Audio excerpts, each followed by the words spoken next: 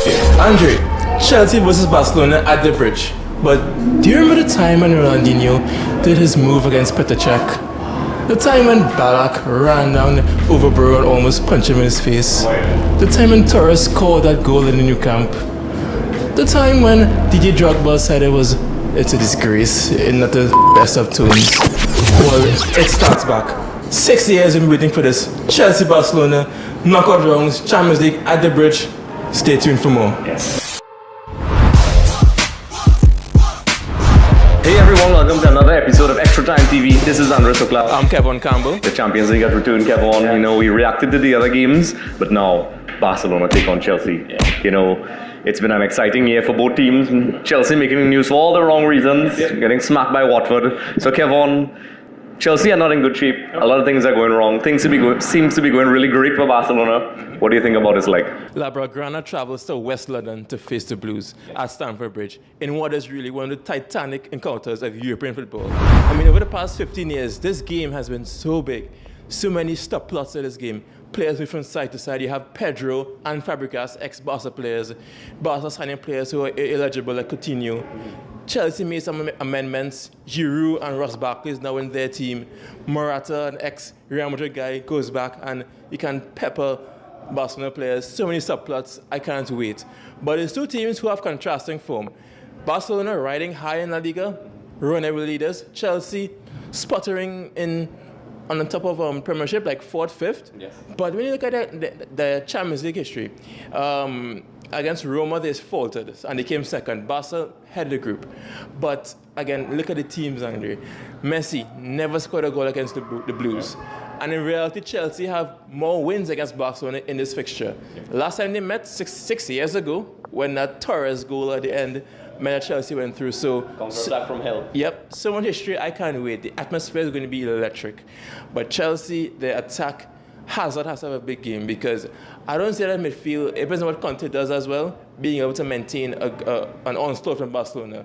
Bakayoko has looked downright awful in that Chelsea midfield. Yeah. And Fabregas doesn't have the legs to keep up, so it looks like a lot of pressure on N'Golo Kante. Do you think Chelsea can sustain that Barcelona threat, that Suarez, Messi, do you think they can even be in the same park as them? I don't know, because the last couple of years, these teams have developed a tremendous rivalry over the years. I see my Chelsea buddies on Facebook and all those things. They hate Barcelona. That's the level of dislike they have for Barcelona. And it seems that the feeling is very mutual from Barcelona fans. Various coaches had different approaches. Conte is a guy I can't see as a kind of guy who would want to lay down. You probably want to take initiative, but you asked the right question. I don't know if they could sustain that against a very composed Barcelona team that's in form. They probably could do, and this is just me guessing right now, they could try to, man mark or play deep, which has been done. Di Matteo did it before. He didn't, I think, when he was there, when Barcelona sent them back in with the Iniesta goal. To Chelsea's credit, they held Barcelona at bay a lot of the times, and they sort of knocked them out with a sucker punch with the Iniesta goal. So I actually think Conte may surprise us, and he may not be as aggressive as I think he may be. But I think for Barcelona, he may have to play to his strengths, which is try to take Barcelona off their game. Because I think if they sit back with this Barcelona team right now that's very comfortable in possession, it's two options. You either try to pressure them off the ball and make sure the midfielders don't get to supply their forward line, make sure the back defenders don't have that time on the ball, or you concede and you have those two lines of four and you just try to break the passing lanes. So it's interesting. I'm excited to see, because what I love about Italian managers, they're not afraid to switch up their tactics. Although based on Conte's, from following him all those years, I think he's a brave coach and he's going to go out there, they're at home. I think they're going to attack. I think if it was any other team, I would have guaranteed attack. But because it's Barcelona and they have that history, I think he's going to do the Italian thing. Yeah, I mean, Conte, we know he's going to come with a back three, two wing backs. But the only alternative could be up front, where he starts either two up front, it could either be Hazard and Morata, or he starts with the three, Hazard, Morata, and either Willian or Pedro. Because on the midfield, it's going to be 2 or 3. If it was Kante, Bakayoko, or Kante, Bakayoko, and Fabregas, that's the change I can see Conte making. And I think that he will go with the 3 midfield and have those 2 up front. Morata and Hazard, they can play well together. Morata has some niggling back injuries, but I think he can get over that. The wing backs, they have to push and be in the attacking third. They cannot sit back. So that means Victor Moses, if he plays either him or Zappacosta and Marcos Alonso on the left, they have to really cut inside and make those darting runs, because that's the only way you can negate that those Barca fullbacks, Jordi Alba and Sergio Roberto, because Nelson Semedo is suspended. So for Barcelona, I think that they can revert back to that 4-4-2 because, again, no Coutinho. Yeah. Either Valverde does that or he trusts Ousmane Dembele because he's back, he can be flying, and goes at front three. So Valverde has decisions to make.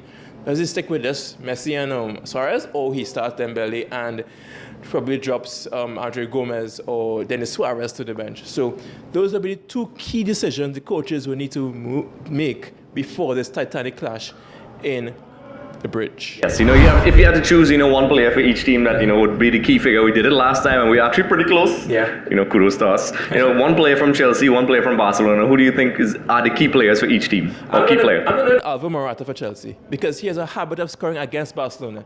Did it a lot for Real Madrid, and also remember Champions League final 2015. Did it for Juventus against Barcelona. So he can score. He has scored a lot of goals against Barcelona. And for Barcelona, I'm going to go with Suarez. I'm going to go with Messi, but Suarez, because attention can be on Messi. Yeah. Suarez can get it better of those Chelsea back three. I'm thinking of guys like Christensen. Cahill was the only guy from last time they won it. It's a fresh team now. Rudiger, Christensen, Aspi. I don't think they can take that Suarez pressure and they can get under their skins. So I'm going to go with Suarez because he's out there looking for goals all the time. Who do you think, Andre? Who do you think can spur either team to victory? Just for the sake of being different, for Chelsea, I was going to say Morata, but Cesc Fabregas, because he's familiar with Barcelona, he's been there, he understands Spanish football, he will know what it takes to counter-attack these guys. He's been there. If I was Conte, I'd be like, Cesc, what's happening? Talk to me about these guys. I think, if he has a good game, he's a very important player. If he's allowed to do what he does, because he's not the paciest player in the world, but he could definitely do a wonderful job. Supply Morata, who is familiar with Spain, and, do the Pirlo thing that he did before. And give him that supply. And I think he knows the possible weaknesses Barcelona may have, even though it's different now.